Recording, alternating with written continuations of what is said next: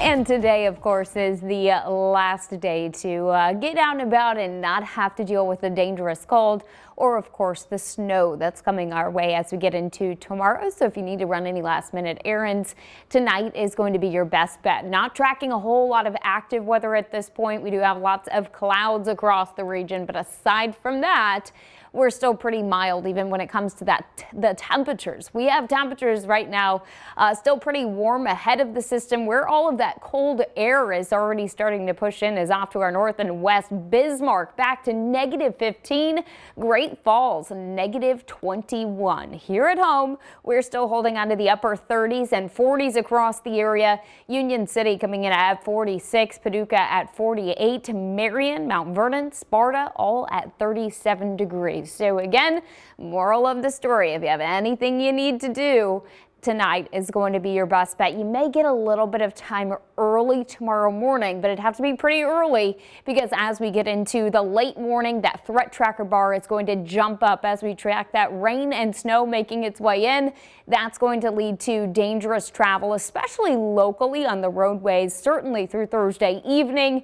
That'll linger into Friday. And then, of course, by Friday, we're also going to be tracking that extreme cold. So some really serious weather coming our way. This is a wide look across the entire country. This gives you a good idea of how many people are going to be impacted by this system. We have winter weather warnings, watches, advisories across the entire country. So very, very big storm. If you're traveling, you want to make sure you keep up to date with the latest. Here's what we've got going on tonight. Again, lots of clouds, but pretty quiet. As we get into tomorrow morning, we start to see the chances for a few light showers working their way into the area. We'll have to keep a close eye on those because where we get the rain and then it doesn't dry up is where we could see some flash freezing on the roadways behind the front because it's going to be that cold once the front comes through. That front should start to move into some of our far western counties between about 11 o'clock and 1 o'clock. So if you're located off into southeastern Missouri,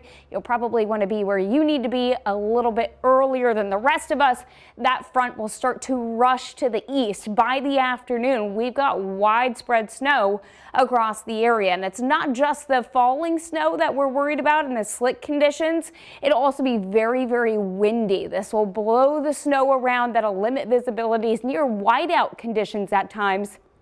Not a time that you want to be hitting the roads. So check this out. Temperatures as well. This is really impressive. Some of our far eastern counties still holding out of the 40s by the early afternoon. And look at behind the front. Temperatures already dipping down into the teens off through our western counties. So again, a widespread snow sticks around through probably about 9 o'clock on Thursday. We'll start to see that completely clear the area. And then look what's left behind. We have temperatures back into the single digits already, and then eventually some of us will be dipping down into the negatives by early Friday morning, Snow potential. I know everybody wants to know how much snow are we going to get. 2 to 4 inches with isolated higher amounts generally across a large portion of the area, maybe slightly less to our south. Going to be really hard to measure. Like I mentioned, with that snow blowing around, you're going to get snow drifts. And again, we're talking about impacts everywhere, even if you get 2 inches versus the 4 inches. So make sure you're staying safe with that Storm Track 3 app.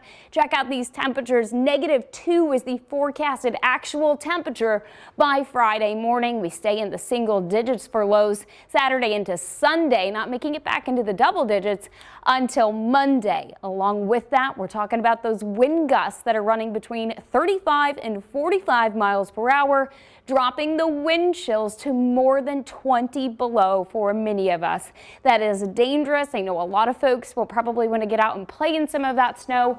Make sure you are extremely bundled up and you're quickly coming indoors to thaw out if you are thinking about getting outside.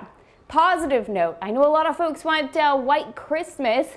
Well, White Christmas is considered 1 inch of snow already on the ground, and whatever snow we get is still going to be around on Christmas because we don't make it back above freezing until maybe Monday and into Tuesday.